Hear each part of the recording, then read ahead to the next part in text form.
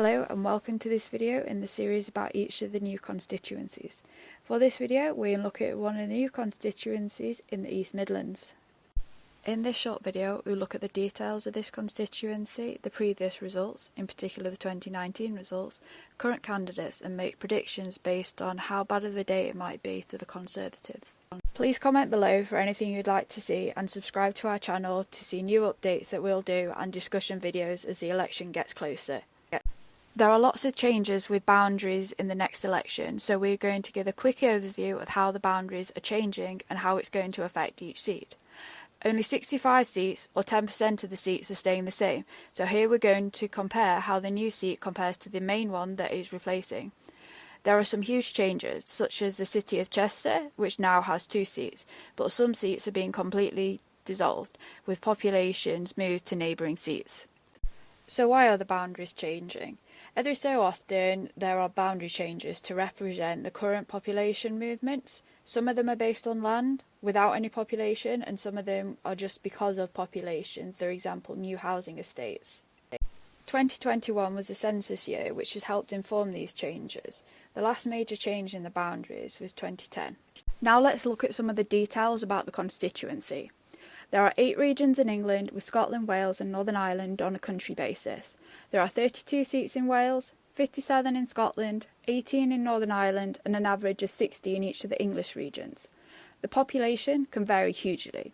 The highest is nearly 152,000, which is in Birmingham Ladywood, while the lowest is less than 27,000, which is in the Western Isles of Scotland, which also has the lowest electorate at 21,000.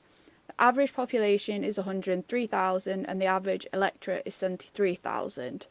The largest area is the most northerly mainland seat, which is Caithness, which is nearly 12,000 kilometres squared, or approximately 100 times the size of Manchester. The average is 380, while the smallest is only 6.8.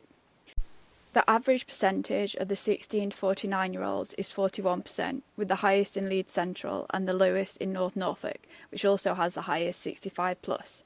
The average 65+ is 38%, with the minimum at 15%, which is in the area around Canary Wharf. Density averages nearly 1,400, with the highest in Bethnal Green and the lowest in Caithness. There is no boundary change, so it's as you were.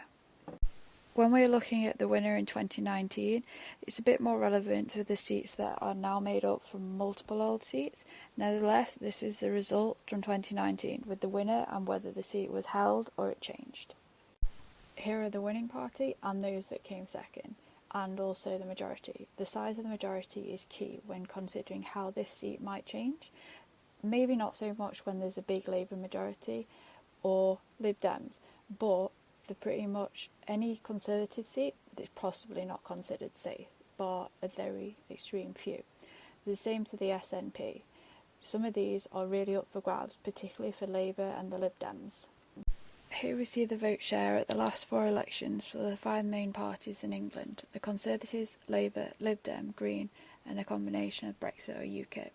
The Brexit UKIP vote was distorted in some constituencies in 2019 because if they were held by the Conservatives in 2017, they didn't stand against them. Nevertheless, we can see the changes that occurred throughout the different elections. This is a list of candidates that are on the ballot paper for this constituency. This is now a finalised list as the deadline to register as a candidate has passed. Given the forecast, this seat could go either way. Thank you for watching this video. We hope you learned a lot about the new constituencies. Please subscribe to our YouTube channel, follow us on Instagram and Twitter.